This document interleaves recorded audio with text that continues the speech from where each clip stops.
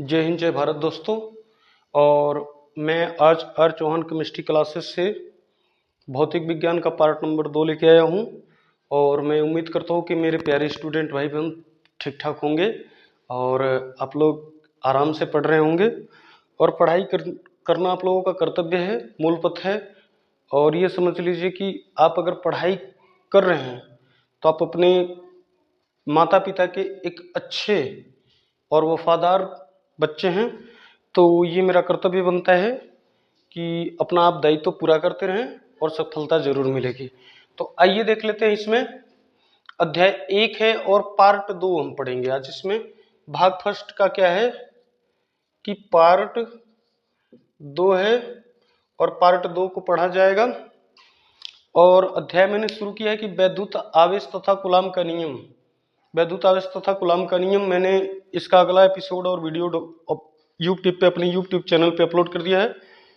और मैं अपने सभी साथियों से हाथ जोड़ के रिक्वेस्ट करता हूँ कि वो यूट्यूब चाहे फेसबुक पे जाके, फेसबुक पे अगर मेरा वीडियो देखते हो या तो यूट्यूब पे वीडियो देखते हैं तो वो लाइक सब्सक्राइब या फॉलो जरूर करें, ठीक ना। और मुझे कम से कम फेसबुक पे 5000 व्यूज चाहिए और यूट्यूब पे मुझे 300 व्यूज चाहिए, ठीक ना। तो यहाँ देख लीजिए, देख लेते हैं पहले क्या कह रहा है। आवेश की परमाणुकता। तो आवेश क्या होता है बच्चों? आवेश कितने प्रकार का होता है? आवेश मूलतः 2 प्रकार का होता है, ये पहले समझ लें। एक पॉजिटिव आवेश होता है और एक निगेटिव आवेश आवेश होता है। तो यानी कि निगेटिव का मतलब क्या होता है? ऋणात्मक होता है और पॉजिटिव का मतलब धनात्मक होता है। आवेश का न्यूनतम मान होता है जिसे न तो विभाजित किया जा सकता और न ही नष्ट किया जा सकता है।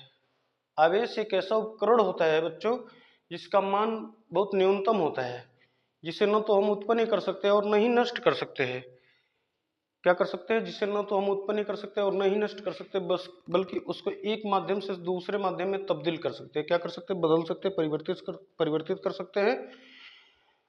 यानी कि बच्चों जिससे यानी कि आवेश के इस न्यूनतम मान को हम क्वांटा कहते हैं। क्वांटा या क्वांटम, कुछ लोग क्वांटम समझेंगे, लेकिन तो इस न्यूनतम मान को हम क्या कहते हैं बेटा? क्वांटा। क्वांटम नहीं, क्वांटा कहते हैं, ठीक ना। तो इसके न्यूनतम मान को हम क्या कहते हैं? क्वांटा कहते हैं। तो यानी कि जैसे मान लीजिए कि आवेश कितने प्रकार के होते हैं बच्चों? 3 प्रकार के आवेश होते हैं, सॉरी 2 प्रकार के। पहला होता है पॉजिटिव और दूसरा होता है निगेटिव। एक तो न्यूट्रल होता है। क्या होता है बच्चों? न्यूट्रल होता है। जैसे मान लीजिए, अब हम ले लेते हैं यहाँ पे प्रोटॉन। प्रोटॉन प्रोटॉन को किससे प्रदर्शित करते हैं? पी से। और यहाँ इक्वल टू करके लिखेंगे प्लस ई इक्वल टू, इसका मान कितना होगा बच्चों? 1.6 इंटू 10 पर पावर माइनस 19 इनवर्स। यानी कि कितना इनवर्स हो जाएगा बच्चों? इतना इनवर्स होता है इसका मान, कूलाम, ठीक ना। इतना कूलाम आवेश होता है, ठीक। यानी कि एक प्रोटॉन के लिए कितना आवेश होता है?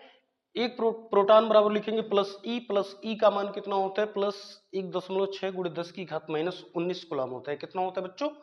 19 कूलाम होता है। प्रोटॉन ये पॉजिटिव कण होता है, यानी कि पॉजिटिव का मतलब होता है बच्चों धनात्मक कण होता है। कैसा कण होता है? धनात्मक कण होता है। और जिसका आंकिक वैल्यू क्या होता है? आंकिक मान क्या होता है कि 1.6 इंटू 10 पर पावर माइनस 19 यूनिवर्स, यानी कि 19 यूनिवर्स कूलाम होता है। तो यानी कि 1.6 गुणे 10 की घात माइनस 19 कूलाम। और थोड़ा सा मैं अंग्रेजी बोल रहा हूँ और अंग्रेज बनने की कोशिश नहीं कर रहा हूँ तो हिंदी में भी बताते चलूंगा, ठीक ना। तो एक प्रोटॉन बराबर इतना होता है। अब एक इलेक्ट्रॉन बराबर, इलेक्ट्रॉन पर कितने आवेश होते हैं बच्चों? इलेक्ट्रॉन का होता है यहाँ पे, इलेक्ट्रॉन को किससे प्रदर्शित करते हैं? ई से। प्लस ई, सॉरी माइनस ई से प्रदर्शित करते हैं। तो यहाँ लिखेंगे माइनस 1.6 गुणे 10 की घात कितनी बच्चों? Minus 19 coulomb. 19 कूलाम होता है। कितना होता है बच्चों? माइनस 19 कूलाम होता है इलेक्ट्रॉन प्रवेश। अब इसमें जो थर्ड होता है, थर्ड जो होता है बच्चों, परमाणु के नाभिक में 2 कण पाए जाते हैं, प्रोटॉन और न्यूट्रॉन। और प्रोटॉन प्रवेश कितना होता है बच्चों? प्रोटॉन पर आवेश प्लस 1.6 गुणे 10 की घात माइनस 19 कूलम होता है। और इलेक्ट्रॉन तो नाभिक के बाहर पाया जाता है कक्षाओं में। अभी मैंने अगले वीडियो में कक्षाओं का जिक्र किया है। कक्षाएं कौन कौन सी होती है बच्चों? के, एल, एम, एन। इन कक्षाओं में क्या पाया जाता है? इलेक्ट्रॉन। ये वृत्तीय कक्षाएं होती हैं। नाभिक के बाहर वृत्तीय कक्षा होती है और नाभिक में क्या पाया जाता है बच्चों? तो प्रोटॉन पाया जाता है और नाभिक के बाहर इलेक्ट्रॉन पाया जाता है। और नाभिक में ही एक और पाया जाता है न्यूट्रॉन। क्या होता है? न्यूट्रॉन। न्यूट्रॉन को हम किससे प्रदर्शित करते हैं? कैपिटल एन से। तो इस पे जो बच्चों चार्ज होता है वो उदासीन होता है, न्यूट्रल होता है। क्या होता है? उदासीन। हम यहाँ लिख सकते हैं उदासीन। उदासीन का मतलब क्या होता है कि जैसे हम कुछ परिभाषा ऐसे पढ़ते हैं केमिस्ट्री वगैरह में, जैसे मान लीजिए जल की आपको व्याख्या करनी हो, तो अगर जल के बारे में आपको बताना हो तो जल क्या है? रंगहीन, स्वादहीन, गंधहीन है। यानी कि जल को हम क्या कहते हैं? उदासीन है। न तो इसमें इसका रंग होता है, न ही स्वाद होता है और न ही इसमें गंध होता है। ठीक। तो उसी तरीके से बच्चों जो न्यूट्रॉन नाभिक में पाया जाता है वो उदासीन होता है। कैसा होता है बच्चों? उदासीन होता है। तो ये 3 मूलतः कण क्या होते हैं? यानी कि हम कह सकते हैं, मूल रूप से हम कह सकते हैं 3 मूलतः कण। लेकिन तो इसमें प्रोटॉन और इलेक्ट्रॉन का आवेश लगभग बराबर होता है बच्चों, लेकिन तो इसमें थोड़ा सा माइनस का अंतर होता है। क्या होता है बच्चों? माइनस का अंतर होता है। अगर कहीं आपसे पूछता है कि एक कूलाम आवेश बराबर 1.6 गुणे 10 की घात माइनस 19 कूलाम पूछे होता है। कितना होता है बच्चों? Minus 19 coulomb. ठीक। तो ये इतना हो गया। ठीक, समझ में आ रहा है कि नहीं आ रहा है? तो अगर आपको कहीं दिक्कत होती है तो आप वीडियो में कमेंट करके जरूर बताएं। और कमेंट करके बताना भी बहुत जरूरी होता है, ताकि आपका भी डाउट क्लियर होगा और मेरा भी डाउट क्लियर होगा। तो यहाँ आवेशित परमाणुकता क्या होती है? आवेशित परमाणुकता का मतलब मैंने बताया ना कि आवेश का न्यूनतम मान होता है। आवेश को न तो हम क्या कर सकते? उत्पन्न कर सकते हैं। क्या कर सकते हैं? उत्पन्न कर सकते हैं। और न ही नष्ट कर सकते हैं, बल्कि एक प्रक्रिया से दूसरे प्रक्रिया में इसको हम स्थानांतरित कर सकते हैं। ठीक ना। इस नियम को हम आवेश संरक्षण का नियम भी कहते हैं। कौन सा नियम कहते हैं बच्चों? आवेश संरक्षण का नियम भी कहते हैं। जैसे द्रव्यमान संरक्षण का नियम होता है, वैसे आवेश संरक्षण का, यानी कि आवेश को न तो हम उत्पन्न कर सकते हैं और न ही नष्ट कर सकते, बल्कि एक माध्यम से क्या कर सकते हैं? दूसरे माध्यम में हम इसको स्थानांतरित कर सकते हैं। तो इस नियम को हम क्या कहते हैं? आवेश संरक्षण का नियम कहते हैं। तो यानी कि बेटा, और आवेश के इस न्यूनतम मान को हम क्या कहते हैं? क्वांटा कहते हैं। क्वांटम नहीं कहते हैं। क्वांटम तो दूसरी हो जाएगा, दूसरा चीज हो जाएगा। क्वांटा कहते हैं। इसके लिए अब सूत्र होता है बच्चों Q equal to plus minus n e. यानी कि अगर बेटा इनके लिए आपसे पूछे कि Q क्या है? आवेश। एन क्या है यहाँ पे? एन यानी एन को हम मानेंगे देखिए यहाँ जो एन दिया है, स्मॉल एन दे रखा है ना, स्मॉल एन दे रखा है, स्मॉल एन दे रखा है। तो स्मॉल एन या तो प्लस होगा तो प्रोटॉन होगा, या तो माइनस होगा तो इलेक्ट्रॉन होगा। इनकी संख्या होती है। प्रोटॉन या इलेक्ट्रॉन की संख्या को हम किससे प्रदर्शित करते हैं? एन से। और प्लस माइनस को किससे प्रदर्शित करते हैं? अगर प्रोटॉन होता है तो प्लस। देख लीजिए यहाँ पे प्रोटॉन होगा तो क्या होगा बच्चों? प्लस होगा। क्या होगा? प्लस। अगर इलेक्ट्रॉन होगा तो वो क्या होगा बच्चों? माइनस होगा। क्या होगा? माइनस। इससे हम प्रदर्शित करते हैं। ठीक ना। तो यानी कि आवेश की परमाणुकता के लिए सूत्र क्या होगा? Q equal to plus minus n e. ठीक, समझ में आ गए कि नहीं आ गए? अब कहेंगे, कुछ लोग कहेंगे कि सर यहाँ पे Q क्या है? Q आवेश है और प्लस माइनस क्या है? तो प्लस माइनस से समझ लीजिए प्लस है। जब प्रोटॉन होगा तो उसके लिए हम क्या प्रयोग करेंगे? प्लस। और जब इलेक्ट्रॉन होगा तो उसके लिए हम क्या प्रयोग करेंगे? माइनस। ठीक ना। और एन का मतलब होता है उनकी संख्या। क्या हो जाएगी बच्चों? उनकी संख्या हो जाएगी। तो ये नोट कर लीजिए। नोट करने के बाद तब मैं फिर आगे टॉपिक पे बढ़ता हूं।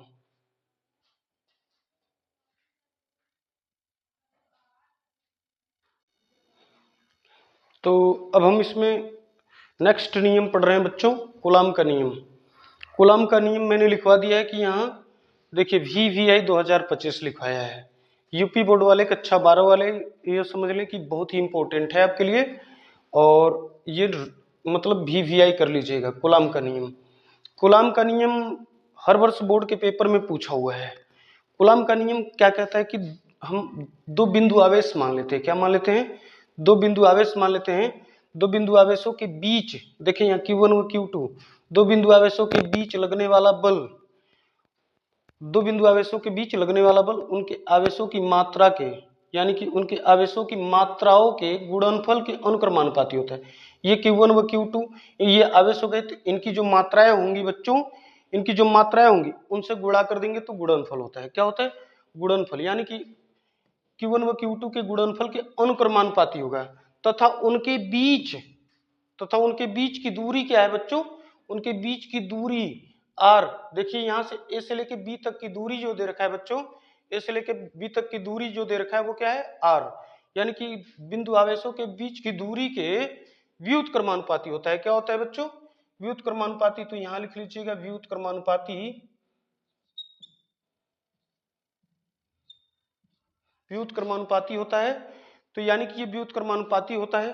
तो यानी कि ये परिभाषा है, देखें, यानी कि जब दो बिंदु आवेशों के बीच लगने वाला बल, दो बिंदु आवेशों के बीच लगने वाला बल उनके आवेशों के, देखिए आवेश Q1 व Q2 दो बिंदु आवेश हो गए, ए व बी दो बिंदु आवेश हो गए, उनके बीच लगने वाला बल उनके आवेश Q1 व Q2 की मात्राओं के गुणनफल के अनुक्रमानुपाती होता है। यानी कि Q1 का किससे गुणा कर देंगे बच्चों? Q2 से।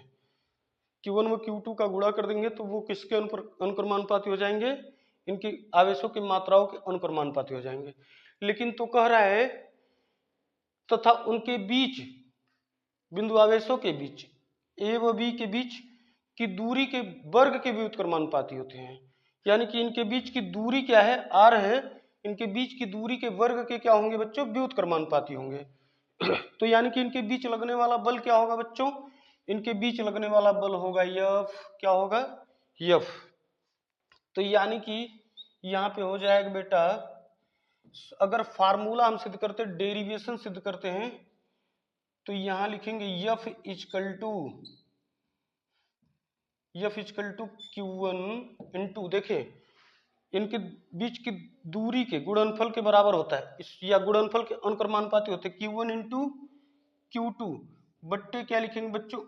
r square. यानी कि कह रहा है कि इन बिंदु आवेशों के बीच की दूरी के, यानी कि व्युत्क्रमानुपाती होता है। तो व्युत्क्रमानुपाती क्या कर लेंगे बच्चों यहाँ पे, सॉरी व्युत्क्रमानुपाती का चिन्ह कर लेंगे F व्युत्क्रमानुपाती Q1 इंटू Q2 बट्टे r स्क्वायर। क्या कर लेंगे? Q1 इंटू Q2 बट्टे r स्क्वायर कर लेंगे। तो ये हो गया इनके लिए फॉर्मूला हो गया बच्चों। यदि अगर इन्हीं बिंदु आवेशों को बेटा निर्वात में रख दिया जाए, किस में रख दिया जाए? निर्वात। मान लीजिए यहाँ निर्वात भरी हो, क्या भरी हो? निर्वात भरा हो, यानी कि निर्वात का मतलब वायु, क्या भरा हो? वायु भरा हो। इन बिंदु आवेशों के बीच में क्या भरा हो? वायु भरा हो। तो यहाँ पे लिखेंगे F equal to 1/4 pi naught epsilon into Q1, यानी कि निर्वात या वायु की वैद्युतशीलता को किससे प्रदर्शित करते हैं बच्चों? निर्वात या वायु की वैद्युतशीलता को बेटा 1/4 पाई नॉट इप्सिलॉन से प्रदर्शित करते हैं। किससे प्रदर्शित करते हैं? निर्वात या वायु की वैद्युतशीलता को हम 1/4 पाई नॉट इप्सिलॉन से प्रदर्शित करते हैं। किससे प्रदर्शित करते हैं? नॉट इप्सिलॉन से। इंटू Q1 Q2 बट्टे r स्क्वायर। तो ये यानी कि दोनों बिंदु आवेशों के बीच लगने वाला बल हो जाएगा। दोनों बिंदु आवेशों के बीच लगने वाला बल हो जाएगा। इसको नोट कर लीजिए। इनका मात्रक क्या होता है बच्चों? कूलाम। इनका मात्रक होता है coulomb newton, coulomb square newton metre square होता है। क्या होता है बच्चों? Coulomb square newton metre square, प्रति न्यूटन मीटर स्क्वायर होता है, ठीक ना। तो ये हो गए इनके मात्रक, यानी कि ये इनका मात्रक हो गया। अगर आप समझ लें, एक चीज और समझ लें, यही इतना सिद्ध करना होगा कूलाम के नियम में। जब भी कूलाम का नियम पूछता है तो यानी कि इनके बीच लगने वाला बल क्या होता है? उनके दूरी, बिंदु आवेशों के बीच की दूरी के वर्ग के व्युत्क्रमानुपाती होता है। तथा आवेशों के बीच लगने वाला बल Q1 व Q2 उनके अनुक्रमानुपाती होता है। तो यहाँ लिखेंगे F व्युत्क्रमानुपाती Q1 इंटू Q2 बट्टे r स्क्वायर। व्युत्क्रमानुपाती को हमेशा किससे प्रदर्शित किया जाता है बेटा? स्क्वायर में प्रदर्शित किया जाता है। तो यहाँ फिर लिखेंगे F इक्वल टू 1/4 तो यानी कि मान लीजिए इन बिंदु आवेशों को, दोनों एवं बिंदु आवेशों को जिन पे Q1 में Q2 आवेश कार्य कर रहा है, इनको हम निर्वात व वायु में रख दिए। किस में रख दिए? निर्वात व वायु में। तो निर्वात व वायु की विद्युतशीलता को किससे प्रदर्शित करते हैं? तो यहां मैं लिख दे रहा हूं निर्वात कोष्टक में वायु की विद्युतशीलता, विद्युतशीलता को किससे प्रदर्शित करते हैं बच्चों? नॉट इप्सिलॉन से। किससे प्रदर्शित करते हैं? तो नॉट इप्सिलॉन से। यहां देख लें नॉट इप्सिलॉन है, तो यहां पे बच्चों नॉट इप्सिलॉन से इनको प्रदर्शित करते हैं। किससे प्रदर्शित करते हैं बेटा? नॉट इप्सिलॉन से प्रदर्शित करते हैं। तो इनका मात्रक क्या हो जाएगा? एक मिनट, इन पे लगने वाला बल, सॉरी यहाँ पे बेटा लगने वाला बल मैंने मात्रक गलत लिख दिया है, लगने वाला बल का मात्रक न्यूटन होता है। तो यानी कि यहाँ नॉट इप्सिलॉन का मात्रक होता है बच्चों, नॉट इप्सिलॉन का आंकिक मान जो होता है, आंकिक मान नॉट इप्सिलॉन का 8.85 गुणे 10 की घात -12 कूलाम। मात्रक क्या होता है? कूलाम स्क्वायर न्यूटन प्रति न्यूटन मीटर स्क्वायर होता है। तो ये हो गया इनका मात्रक। यानी कि निर्वात की विद्युतशीलता, निर्वात की विद्युतशीलता को किससे प्रदर्शित करते हैं बेटा? नॉट इप्सिलॉन से। किससे प्रदर्शित करते हैं बच्चों? नॉट इप्सिलॉन से प्रदर्शित करते हैं। और नॉट इप्सिलॉन का आंकिक मान कितना होता है? 8.85 गुणे 10 की घात -12 कूलाम प्रति न्यूटन मीटर स्क्वायर इनका मात्रक होता है। अब यहाँ पे कभी कभी आपसे पूछ देता है बच्चों कि 1/4 पाई नॉट इप्सिलॉन का मान क्या होता है? 1/4 पाई नॉट इप्सिलॉन का मान होता है बच्चों, तो यहाँ 1/4 पाई नॉट इप्सिलॉन का मान मैं लिख दे रहा हूं। तो यहां लिखेंगे 1/4 पाई नॉट इप्सिलॉन का मान होता है 9 गुणे 10 की घात 9। कितना होता है? 9 न्यूटन स्क्वायर प्रति कूलाम मीटर स्क्वायर होता है। क्या होता है बच्चों? न्यूटन स्क्वायर प्रति कूलाम मीटर स्क्वायर होता है। तो ये हो गए इनके मान। क्या हो गए बच्चों? ये इनके मान हो गए। तो इतना मान होता है, इनका मात्रक होता है बच्चों। या यहाँ पे मीटर को नहीं, मीटर को यहाँ चेंज कर दीजिए, मीटर कूलाम स्क्वायर, यानी कि इनका मात्रक आंकिक मान होता है। यानी कि नॉट इप्सिलॉन, यानी कि नॉट इप्सिलॉन का मान कितना, सॉरी 1/4 पाई नॉट इप्सिलॉन का मान कितना होता है? 9 गुणे 10 की घात 9 न्यूटन स्क्वायर मीटर प्रति मीटर कूलाम स्क्वायर होता है। तो इसको हम, इनका आंकिक मान हो गया बच्चों। तो यानी कि हम इसमें कह सकते हैं कि वायु की निर्वातशीलता को, सॉरी वायु की निर्वात या वायु की विद्युतशीलता को हम किससे प्रदर्शित करते हैं बेटा? नॉट इप्सिलॉन से। नॉट इप्सिलॉन का मान इतना होता है। और 1/4 पाई नॉट इप्सिलॉन का मान कितना होता है बच्चों? 9 गुणे 10 की घात 9 न्यूटन स्क्वायर प्रति मीटर कूलाम स्क्वायर। तो ये हो गए इनके आंकिक मान और ये हो गए कूलाम के नियम। तो यानी कि बच्चों इस नियम को आप ये समझ ले कि ये नियम मैंने यह लिखवाया है कि VVI 2025 में ये आ सकता है बेटा, और आएगा भी, मुझे उम्मीद है। तो मैंने कोई बहुत भारी भरकम परिभाषा नहीं लिखवाया है। तो यानी कि आप चित्र भी बना लीजिएगा। देखिए ए व बी दो बिंदु आवेश लीजिएगा, ए को Q1 से प्रदर्शित करिएगा और बी को Q2 से, और इनके बीच की दूरी को क्या मान लेंगे बेटा? R। और इन दोनों बिंदुओं के बीच लगने वाले बल को क्या मानेंगे? F मानेंगे। क्या मानेंगे बेटा? F मान लेंगे। तो यानी कि ये कूलाम के नियम हो गए। आप स्क्रीनशॉट कर सकते हैं, और यहाँ पे मैंने डेरिवेशन सिद्ध कर दिया है, और यहाँ पे इन चिन्ह परिपाटियों के आंकिक मान। तो मेरे जितने भी प्यारे स्टूडेंट भाई बहन हैं वो यूट्यूब पे या फेसबुक पे अगर मेरा वीडियो देखते हैं, तो आप लोगों से हाथ जोड़ के रिक्वेस्ट है कि आप लोग फेसबुक पे अगर देखते हैं तो 5000 व्यूज से कम नहीं आना चाहिए, और अगर यूट्यूब पे देखते हैं तो फॉलो, लाइक और सब्सक्राइब जरूर करें, और 300 व्यूज से कम नहीं आना चाहिए। धन्यवाद मित्र।